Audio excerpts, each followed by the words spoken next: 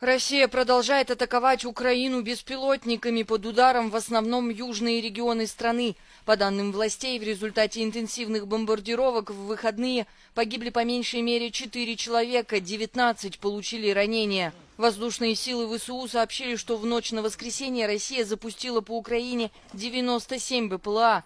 75 из них были перехвачены. Тела 2 человек были извлечены в субботу из-под завалов обрушившегося здания в городе Изюм Харьковской области. По словам губернатора, еще 2 людей пострадали.